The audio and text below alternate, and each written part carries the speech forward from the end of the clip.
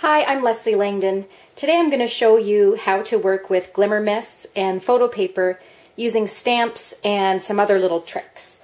We're going to create this nice collage. It's very artsy. I plan to use it on a canvas, and I'll show you what I've done so far. So it's clearly not ready yet, but you can see the beginnings come together. We'll put that aside and we'll begin. So first things first, we want to stamp our bird cage. This is from Unity Stamp Company, from Free to Be, and we're going to be using No Caged Bird sentiment, and that is from She Sprouted Wings. So with dark walnut stain distress ink, I'm going to stamp the bird cage twice. The first time on photo paper,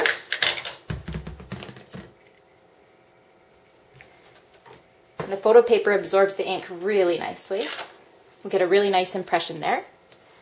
And the second time, I'm going to stamp it onto a piece of 8.5 by 11 paper, just a plain old piece of paper, and that's going to act as our mask, both a negative and positive. I'm going to stamp it somewhere in the middle because we need space on either side here when we do our misting. Okay, so now we're done with the bird cage stamp. Let's quickly stamp our sentiment onto the photo paper. I'm going to use, again, the walnut stain. Stamp it in the top right corner. So now we're done with our stamping.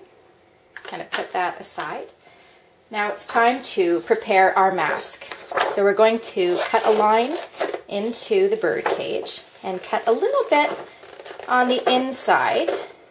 That will help when we mask, or when we spray our cage. It will help the color to stay just inside the cage,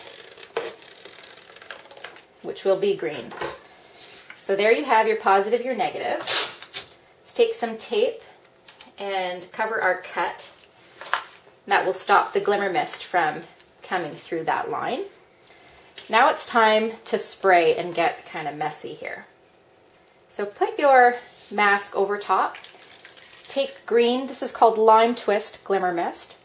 I'm going to spray and get some color concentrated in the bottom just because I like that effect. And take it off, and there you have your glimmer mist. If some gets a little under, don't worry, because we're going to actually cover this part with blue. Now, if I were doing this and it wasn't a tutorial, I would let this dry before I did the next step. But for the sake of time, I'm going to cover this with a mask. And I'm going to spray turquoise. And I like the concentrated color, so I'm going to spray a bit darker down there.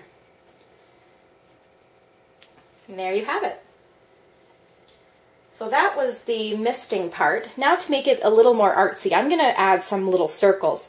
You can stop right here if you like this look. But I'm going to take it one step further and use the cap of a glimmer mist bottle, and I'm going to dip some glimmer mist. This color is called Winter Pine. I'm just going to put some circles here and there for fun. Just gives you something else to look at.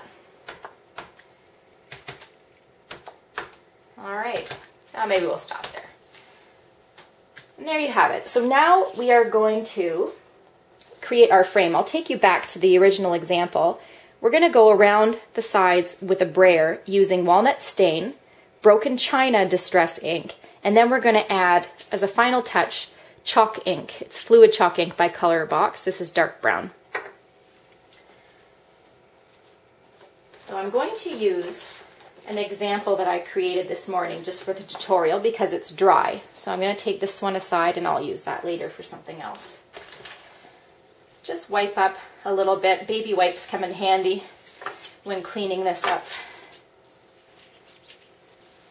Just helps keep your workspace all that much cleaner.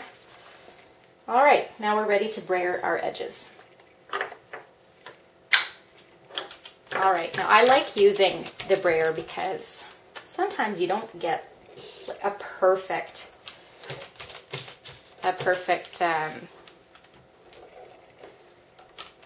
roll, I guess you could say. But I like that because I like kind of the distressed look of this.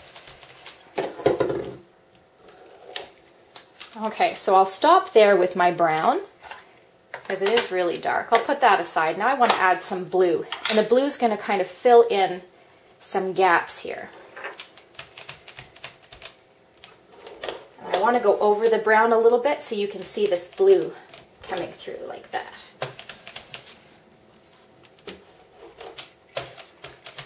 So I say try about twice to do this on every side.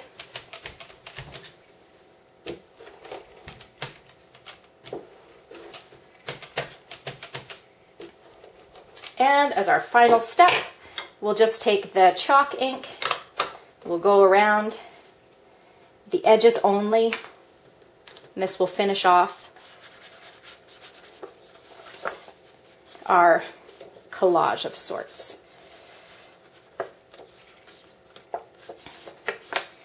All right, so there you have it. A no caged birds kind of artsy element that you can add to a canvas or to a scrapbook page or another project that you have in mind. Keep in mind you can also use this with other stamps. This is a technique you can use on anything. So go out and buy yourself some mists and photo paper and have a lot of fun. Thanks for watching. Bye-bye.